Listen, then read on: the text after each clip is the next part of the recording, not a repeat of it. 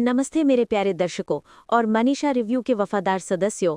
मैं आपकी अपनी मनीषा एक बार फिर हाजिर हूं आपके पसंदीदा सीरियल झनक के आज रात के धमाकेदार एपिसोड का पूरा कच्चा चिट्ठा लेकर। क्या आप तैयार हैं आज रात होने वाले इमोशनल ड्रामे और ट्विस्ट्स के लिए? क्योंकि आज झनक और अनिरुद्ध की जिंदगी में कुछ ऐसा होने वाला है जो उनकी पूरी कहानी को पलट कर रख देगा। आज का एपिसोड इतना धमाकेदार है कि आप पलके नहीं झपका पाएंगे। तो बिना किसी देरी के शुरू करते हैं आज रात के झनक के महा एपिसोड का विस्तृत विश्लेषण, केवल आपके अपने मनीषा रिव्यू पर। अरे यार, क्या आप तैयार है उस खुलासे के लिए जो झनक, अनिरुद्ध और अर्शी तीनों की जिंदगी बदल देगा? एक तरफ अपनी पढ़ाई के लिए जूझती झनक, दूसरी तरफ प्यार और कर्तव्य के बीच फंसा अनिरुद्ध और बीच में खड़ी अर्शी, जिसका दिल एक ऐसे फैसले का इंतजार कर रहा है जो उसकी पूरी दुनिया को हिला सकता है। आज रात का एपिसोड सिर्फ एक कहानी नहीं, एक तूफान है। तो अपनी सीट बेल्ट बांध लीजिए, क्योंकि मनीषा रिव्यू पर मैं मनीषा आपको ले जाने वाली हूँ इस इमोशनल रोलर कोस्टर राइड पर। हेलो नमस्कार दर्शकों, मनीषा रिव्यू में आप सभी का एक बार फिर से स्वागत है। मैं हूं आपकी अपनी मनीषा, और हाँ, बेल आइकन को प्रेस करना, लाइक, सब्सक्राइब और कमेंट्स करना मत भूलिएगा, क्योंकि आपके कमेंट्स ही तो मेरी एनर्जी हैं। विश्लेषण शुरू करते हुए आज का एपिसोड में हम एक ऐसे मोड़ पर खड़े हैं जहां हर किरदार की जिंदगी एक नए रास्ते पर मुड़ रही है। आज हम देखने वाले हैं जहां हमारी प्यारी झनक अपनी जिंदगी के एक बहुत ही अहम इम्तिहान के लिए अचानक पहुंचती है। सोचिए जरा, एक ऐसी लड़की जिसने अपनी जिंदगी में बहुत उतार चढ़ाव देखे हैं, जिसकी शादी कम उम्र में हो गई, लेकिन जिसके अंदर पढ़ने और कुछ बनने का जुनून कभी कम नहीं हुआ। आज वो अपने भविष्य का फैसला करने वाले इम्तिहान के लिए आई है, और जैसे ही वो इम्तिहान हॉल के बाहर पहुंचती है, उसके सारे दोस्त उसे देखकर हैरान हो जाते हैं। झनक, तू यहाँ कैसे? सब चिल्ला पड़ते हैं। एक दोस्त पूछती है, झनक तो ऐसे उदास क्यों है? सारे दोस्त उसे एक साथ घेर लेते हैं। ये सवाल अपने आप में बहुत कुछ कह जाता है ना? झनक हमेशा से एक ब्राइट स्टूडेंट रही है, जिसने अपने गांव और अपने स्कूल का नाम रोशन किया है, लेकिन आज वो उदास है, क्यों? झनक धीरे से कहती है, वो मेरी तैयारी पूरी अच्छी तरीके से नहीं हुई है।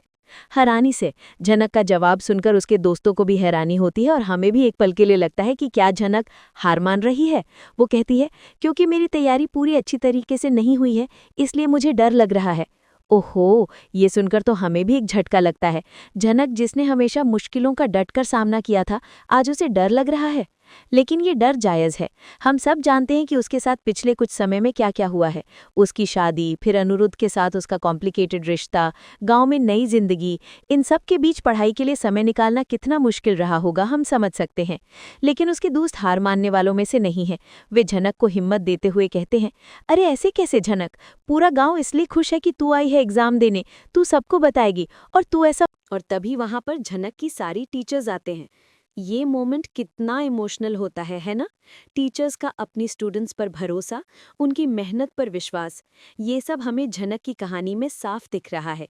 टीचर्स उसे देखते ही कहते हैं, झनक, हमें तो लगा ही नहीं था कि तुम एग्जाम देने आओगी, बट तुम्हें देख के बहुत ही अच्छा लग रहा है। आखिर हमारे जिले और गांव का नाम रोशन करने के लिए कोई तो बच्चा चाहिए, और वो तुम ही कर सकते हो। देख के बहुत ही अच्छा लगा हमको। ये बातें सिर्फ झनक को नहीं, हमें भी हिम्मत देती हैं कि मुश्किलों के बावजूद अगर आप में जुनून है तो कोई ना कोई आपकी मदद के लिए जरूर खड़ा होगा। और फिर टीचर्स आगे कहते हैं, और झनक, तुम्हारे ससुराल वाले ही इतना सब कुछ सपोर्ट कर रहे हैं, वो बहुत बड़ी बात है। ये बात हमें एक पल के लिए सोचने पर मजबूर करती है। क्या झनक के ससुराल वाले सच में उसे सपोर्ट कर रहे हैं, या ये सब सिर्फ दिखावा है? हम जानते हैं कि अनिरुद्ध ने उसे सपोर्ट करने का वादा किया है, लेकिन क्या पूरा परिवार इस फैसले से खुश है? ये एक बड़ा सवाल है, और हम आगे देखेंगे कि इसका जवाब क्या होता है। टीचर्स आगे जोड़ते हैं, और क्यों ना करेंगे वो लोग, खुद ही इतने पढ़े लिखे हैं, तुम्हारे पति खुद एक आईपीएस ऑफिसर हैं, तो वो तो इन चीज़ों को समझ रहे होंगे। ये बात बिल्कुल सही है। अनिरुद्ध जैसे पढ़े लिखे इंसान को झनक की पढ़ाई का महत्व ज़रूर पता होगा, लेकिन क्या सिर्फ पढ़ाई ही है, या कुछ और भी है जिसकी वजह से अनिरुद्ध झनक का साथ दे रहा है? ये रहस्य तो अभी खुलने बाकी हैं दोस्तों। तभी उसकी मैम, जो थोड़ी और कंसर्न्ड हैं, झनक से पूछती हैं, झनक, तुम ठीक तो हो ना? यहाँ पे तुम एग्जाम की अच्छे से तैयारी करके आई हो या नहीं? मैम की आवाज़ में फिक्र साफ झलक रही है, और झनक का जवाब सुनकर तो हमारी भी चिंता बढ़ जाती है। झनक बोलती है, मैम, मुझे इतना टाइम नहीं मिल पाया। तैयारी तो किया है, एग्ज़ाम तो दे सकती हूँ, पर अच्छा होगा कि नहीं वो मुझे नहीं पता है। ओहो, ये सुनकर तो हमें भी झनक के लिए बुरा लगता है। उसने इतनी मेहनत की है, लेकिन समय की कमी ने उसे पूरी तरह से तैयारी करने का मौका नहीं दिया। लेकिन तभी उसकी मैम एक और बात नोटिस करती हैं। वो झनक के शरीर को टच करती हैं और कहती हैं, झनक, तुम्हें इतना ज्यादा फीवर कैसे आ गया है? और तुम्हारी आवाज क्यों अलग लग रही है? ये सुनकर तो हमारी भी रूह कांप जाती है। फीवर? एग्जाम से ठीक पहले? ये तो झनक के लिए एक और बड़ी चुनौती है। झनक जल्दी से बात को टालते हुए बोलती है, जल्दी जल्दी, कुछ नहीं, वो सर्दी जुकाम की वजह से हुआ है, ऐसा कुछ भी नहीं है, मैंने दवाइयाँ खाई हैं। झनक अपनी परेशानी किसी को दिखाना नहीं चाहती। वो अंदर से कितनी भी कमजोर महसूस कर रही हो, बाहर से वो स्ट्रांग दिखना चाहती है। ये उसकी हिम्मत की निशानी है। उसकी मैम थोड़ी सोच में पड़ जाती हैं और फिर कहती हैं, झनक, वैसे तो तुम्हारी शादी पहली बात तो कम उम्र में होनी नहीं चाहिए थी, बट हो गई तो कोई दिक्कत भी नहीं है। अगर वो लोग पढ़ाई को सपोर्ट करने दे रहे हैं तो हमें कोई प्रॉब्लम नहीं है और ना तुम्हें होनी चाहिए। मैम की ये बात बहुत गहरी है। समाज में आज भी कम उम्र में लड़कियों की शादी एक बड़ी समस्या है, लेकिन अगर उन्हें ससुराल से सपोर्ट मिलता है तो वो अपनी जिंदगी में कुछ भी कर सकती हैं। मैम आगे कहती हैं, बस तुम इसी तरह से, जिस तरह से 10th में अव्वल आई थी, सिर्फ 12th के ही एग्जाम में तुम पास आउट हो जाओ अच्छे मार्क्स से, ताकि तुम आगे की पढ़ाई कंटिन्यू कर सको। और आगे की पढ़ाई कहाँ से करने वाले हो? उत्साहित होकर मैम की ये बातें झनक को एक नया लक्ष्य देती हैं, और जैसे ही आगे की पढ़ाई का जिक्र आता है, झनक की फ्रेंड्स एक साथ बोल पड़ती हैं। दोस्तों की आवाज में एक्साइटमेंट से वो कोलकाता जाएगी, उसका पति बुला रहा था। ये सुनकर तो हमें भी एक पल के लिए हैरानी होती है। कोलकाता? अनिरुद्ध झनक को कोलकाता बुला रहा है? ये तो एक बहुत बड़ा ट्विस्ट है। क्या अनिरुद्ध और झनक की जिंदगी में एक नया अध्याय शुरू होने वाला है? क्या झनक को अपने सपनों को पूरा करने का मौका मिलेगा? ये सवाल हमें अगले सीन की तरफ ले जाते हैं। सीन बदलते हुए अब घर का माहौल। दूसरी तरफ हम देखते हैं अर्शी अनिरुद्ध से पूछती है, अर्शी की आवाज में गुस्से और बेचैनी से, अनिरुद्ध, ऐसी कौन सी वजह है जिसकी वजह से तुम उस लड़की को अपनी लाइफ से निकाल ही नहीं पा रहे हो, उसको छोड़ ही नहीं पा रहे हो? क्या मैं जान सकती हूँ? अर्शी की आवाज में गुस्सा और बेचैनी साफ छलक रही है। वो परेशान है और उसकी परेशानी जायज भी है। अनिरुद्ध और उसके बीच की इक्वेशन इतनी कॉम्प्लिकेटेड हो चुकी है कि अब अर्शी हर बात का सीधा जवाब चाहती है। अनिरुद्ध थोड़ी देर चुप रहता है, फिर बोलता है, देखो अर्शी, पहली बात तो ये बहुत सारी रिस्पॉन्सिबिलिटीज हैं, ओके? रिस्पॉन्सिबिलिटीज? क्या अनिरुद्ध सच में झनक की रिस्पॉन्सिबिलिटी ले रहा है या ये सिर्फ एक बहाना है? ये सवाल हमें भी परेशान करता है। अर्शी तुरंत पलटकर बोलती है, आई नो, जब तुमने बोला तुम उस लड़की के साथ सिर्फ लोगों को दिखाने के लिए रूम में गए थे, तुम लोगों के बीच में ऐसा कुछ भी नहीं हुआ, तो व्हाट्स द बिग डील? मुझे नहीं समझ में आ रहा। अर्शी की बात में दम है। अगर अनिरुद्ध और झनक के बीच कुछ हुआ ही नहीं, तो फिर अनिरुद्ध क्यों झनक को अपनी जिंदगी से नहीं निकाल पा रहा है? क्या वो सिर्फ दोस्ती है या कुछ और? अनिरुद्ध थोड़ा सहमा हुआ सा जवाब देता है कि यही समझने की जरूरत है। हमारे बीच सच में कुछ नहीं हुआ है और ना ही मैं उससे प्यार करता हूँ। ओह, ये सुनकर तो हमें भी थोड़ा सुकून मिलता है कि अनिरुद्ध झनक से प्यार नहीं करता, लेकिन अगले ही पल अनिरुद्ध जो कहता है वो हमें फिर से उलझन में डाल देता है। अनिरुद्ध की आवाज में गंभीर होकर, लेकिन एक बात जो है ये कि मैं उसकी जिम्मेदारी लूंगा और उसकी जिम्मेदारी है मुझ पर। जिम्मेदारी? ये शब्द फिर से आ गया। अनिरुद्ध बार बार झनक की जिम्मेदारी की बात क्यों कर रहा है? क्या ये सिर्फ एक एक्सीडेंट की वजह से है या कुछ और गहरा है? ये सुनकर अर्शी चिढ़ जाती है और उसका गुस्सा जायज है। वो बोलती है, अर्शी की आवाज में चीखते हुए, तो व्हाट अबाउट अदिति? अदिति का क्या? तुम उस लड़की की जिम्मेदारी लेते रहोगे? अर्शी का गुस्सा बिल्कुल सही है। अदिति का क्या कसूर है? वो इतने सालों से अनिरुद्ध का इंतजार कर रही है और अब अचानक एक नई लड़की उसकी जिंदगी में आ गई है। अनिरुद्ध की आवाज में सफाई देते हुए, आंटी, मैंने ये सब तो नहीं कहा कि मैं अदिति से शादी नहीं करना चाहता हूँ। तो फिर क्या चाहता है अनिरुद्ध? वो शादी करना चाहता है या नहीं? उसका मन क्या कह रहा है? ये सब हमें भी समझना मुश्किल हो रहा है। अनिरुद्ध आगे कहता है, पर वो लड़की की जिम्मेदारियां हैं, जिसको जिम्मेदारियां लेनी चाहिए थी उस इंसान ने ली नहीं, इसलिए मुझे अल्टीमेट सब कुछ करना पड़ेगा, रहस्यमयी तरीके से। यहाँ पर हमें थोड़ा सा हिंट मिलता है कि शायद झनक की जिंदगी में कोई और भी था जिसने उसकी जिम्मेदारी नहीं उठाई। कौन है वो इंसान? क्या वो झनक का पहला पति है या कोई और? ये रहस्य धीरे धीरे खुलने वाले हैं। कंफ्यूज्ड होकर अदिति और ज्यादा कंफ्यूज्ड हो जाती है। वो कहती है, अदिति की आवाज में उलझन में, क्या बात कर रहा है? जिम्मेदारियां? कौन है? मुझे कुछ भी समझ नहीं आ रहा है अनिरुद्ध। जो भी है स्ट्रेट फॉरवर्ड बात करो, उसे गोल गोल मत घुमाओ हमें। सहमति जताते हुए, अदिति बिल्कुल सही कह रही है। अनिरुद्ध को अब सारी बातें खोलकर बता देनी चाहिए। ये गोल गोल बातें करके वो सिर्फ अदिति को और परेशान कर रहा है। तभी यहाँ पे उसकी बड़ो माँ बोलती हैं, बड़ो माँ की आवाज में समझाते हुए, ऋषि बेटा, तुम दोनों का इतने सालों का रिश्ता है, ठीक है, और अच्छा रिश्ता है, और हमें बोले तुम इस लड़की को सपोर्ट मत करो। अदिति को भी कोई प्रॉब्लम होगी तो तुम उसको थोड़ा हेल्प करोगे, उसकी पढ़ाई लिखाई में, एजुकेशन में, है ना? कोई प्रॉब्लम नहीं है। तुम घर बैठा के अदिति के साथ तो क्लियर रखो। विश्लेषण करते हुए बड़ों माँ की बातें बहुत प्रैक्टिकल है। वो अनिरुद्ध को समझाती हैं कि वो झनक की मदद करे, लेकिन अदिति के साथ अपने रिश्ते को भी क्लियर रखे। लेकिन तभी अर्शी की आवाज सुनाई देती है, अर्शी की आवाज में गुस्से में। ओके, सो दैट मीन्स कि उसको पैसे देने दो। उसको पैसे देने की कुछ भी नहीं है, बोलो उसको दे के हटाती ही ना, एक बार में सारा अमाउंट क्लियर कर देते हैं, फिर तुम्हारी रिस्पॉन्सिबिलिटी सब खत्म हो जाएगी ना, फिर तो तुम क्लियर हो जाओगे ना, मतलब अभी के टाइम तुम एफर्ट्स तो दे पाओगे ना। गुस्से में अर्शी की ये बात सुनकर तो हमें भी गुस्सा आता है। क्या वो झनक की इज्जत की कीमत लगा रही है? क्या उसे लगता है कि पैसा देकर झनक की सारी परेशानियां खत्म हो जाएंगी? ये बहुत गलत सोच है। अनिरुद्ध तुरंत पलटकर बोलता है, नहीं, बिल्कुल नहीं, पैसा नहीं दे सकता, पैसे देने की बात नहीं है, मुझे उनको फुल सपोर्ट करना है, रिस्पॉन्सिबिलिटी उठानी है, क्योंकि वो आगे की पढ़ाई कोलकाता से करेगी, वो यहाँ पे किसी को नहीं जानती, उसको हर मोड़ पे शायद मेरी जरूरत पड़े या मेरी फैमिली की जरूरत पड़े, इसलिए मुझे करना पड़ेगा। चौंक कर, ओ माय गॉड, ये सुनकर तो हमें भी एक बड़ा झटका लगता है। अनिरुद्ध झनक को सिर्फ पैसे नहीं देना चाहता, बल्कि उसे कोलकाता लाके उसकी पढ़ाई का पूरा खर्च उठाना चाहता है। ये तो एक बहुत बड़ी बात है। क्या अनिरुद्ध को झनक के प्रति कोई फीलिंग्स आ रही हैं, या ये सिर्फ एक कर्तव्य है जो वो निभा रहा है? अनिरुद्ध की आवाज में आगे कहते हुए, और अदिति, हर पॉइंट पे पैसा is not a solution, you know ना। सहमति से, ये बात बिल्कुल सही है। जिंदगी में हर प्रॉब्लम का सल्यूशन पैसा नहीं होता। कभी कभी इमोशनल सपोर्ट, परिवार का साथ, ये सब पैसों से कहीं ज्यादा कीमती होता है। अगले सीन की तरफ बढ़ते हुए तभी वहां पे अर्शी बोलती है, अर्शी की आवाज में गुस्से से, डैम इट, दैट मीन्स कि तुम अपनी उस लड़की के बारे में सोचोगे, मैंने पैसा भी, तुम चाहते क्या हो अनिरुद्ध, कि तुम्हें अदिति के साथ, तुम लाइफ के साथ खिलवाड़ करना चाहते हो? अर्शी का गुस्सा अब 7वें आसमान पर है, और उसका गुस्सा जायज भी है। उसे लगता है कि अनिरुद्ध अदिति की जिंदगी के साथ खिलवाड़ कर रहा है। अनिरुद्ध पूरी तरह से परेशान होकर बोलता है, ऐसा बिल्कुल भी नहीं है अदिति, मैं तुम्हारी लाइफ के साथ खिलवाड़ नहीं करना चाहता हूँ, बट तुम्हें अच्छे से पता है आज उसकी लाइफ की जो भी कंडीशन है, कहीं ना कहीं जिम्मेदार मैं हूँ। मेरी गाड़ी की टक्कर की वजह से उसकी लाइफ की आधी जीने की वजह ही चल रही है। चौंक कर ये सुनकर तो हमें भी एक बड़ा झटका लगता है।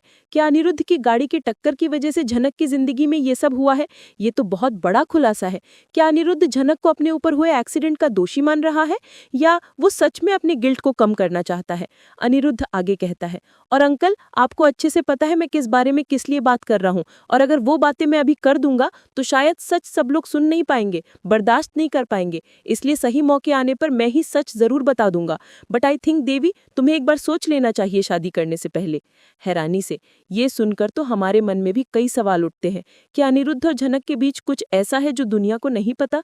क्या वो दोनों पहले से शादीशुदा है, या कोई और गहरा राज है? ये सब हमें भी परेशान कर रहा है।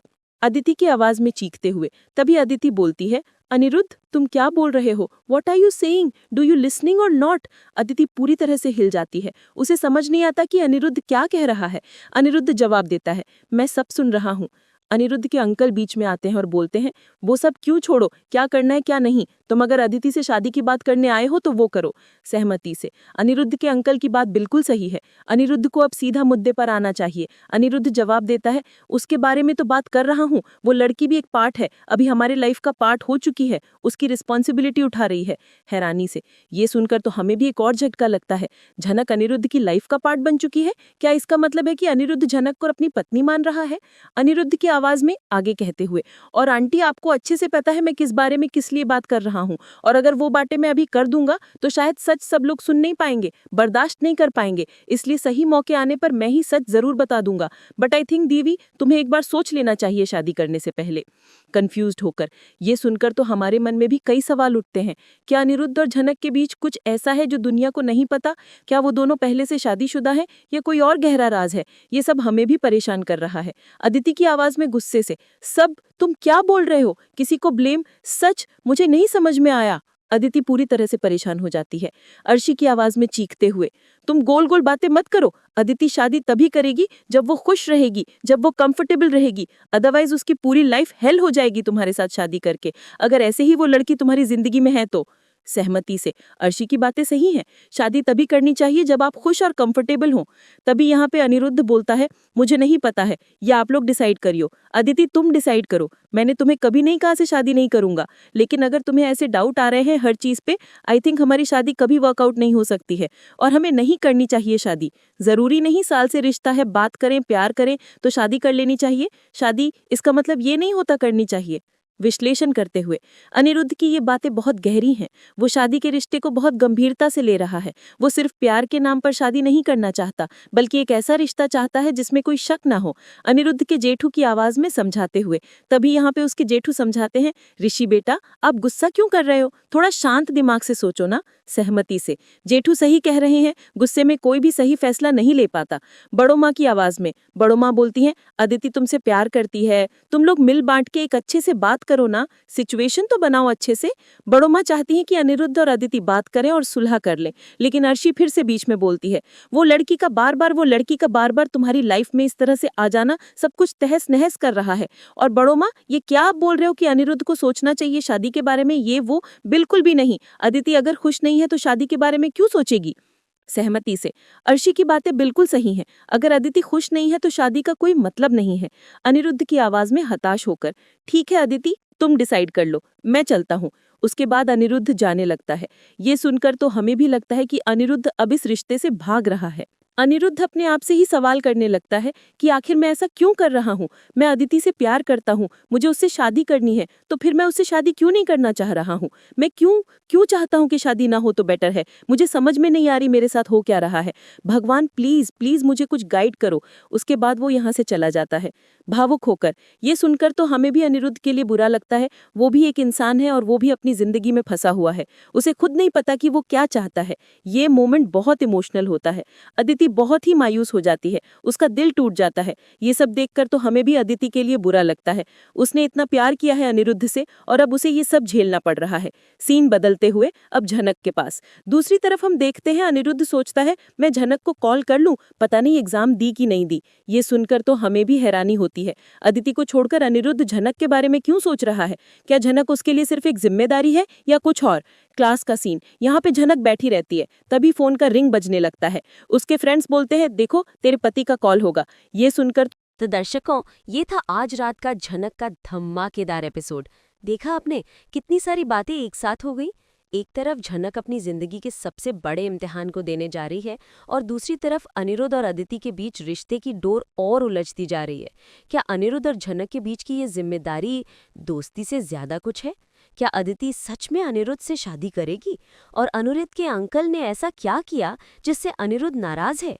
इन सब सवालों के जवाब मिलेंगे आपको आज रात के एपिसोड के बाद, जब मैं आपकी अपनी मनीषा रिव्यू पर लेकर आऊंगी कल के एपिसोड का पूरा विश्लेषण। लेकिन रुकिए, आज रात के एपिसोड में एक और बहुत बड़ा ट्विस्ट आने वाला है, जहां पे अदिति आती है और वो अनिरुद्ध से शादी करने के लिए हाँ करती है। ये सुनकर अनिरुद्ध के जेठू को गुस्सा आ जाता है और वो बोलते हैं जेठू की आवाज में गुस्से से, अदिति पहले तुम फिक्स कर लो तुम्हें शादी करनी है कि नहीं। अदिति बोलती है, मैंने कंफर्म कर लिया है, मैं अनिरुद्ध से ही शादी करूंगी। जेठू बोलते हैं, सोच समझ के डिसाइड करो, कहीं ऐसा ना हो कि बाद में तुम्हें पछताना पड़े। अगर ऐसा हो तो मत करो शादी। जेठू की बातें बिल्कुल सही हैं, अदिति को सोच समझकर फैसला लेना चाहिए। और फिर आता है सबसे बड़ा ट्विस्ट। अचानक ज्योति अपनी फूल मौसी को सब सच बता देती है कि अनिरुद्ध की शादी किसी और से होने वाली है, वो उसकी पत्नी है। ओ माय गॉड, ये सुनकर तो हमें भी एक बड़ा झटका लगता है। ज्योति ने सारा राज खोल दिया। अब क्या होगा? क्या अदिति को सच पता चल जाएगा? क्या अनिरुद्ध और झनक की सच्चाई सबके सामने आ जाएगी? क्या ये शादी होगी? ये सब जानने के लिए आपको आज रात का एपिसोड देखना ही पड़ेगा। मनीषा रिव्यू पर मैं आपकी अपनी मनीषा आपको वादा करती हूँ कि कल के एपिसोड में हम इस ड्रामे को और गहराई से समझेंगे। तब तक के लिए लाइक, सब्सक्राइब और कमेंट करना मत भूलिएगा। मिलते हैं कल एक और धमाकेदार एपिसोड के विश्लेषण के साथ। Bye bye.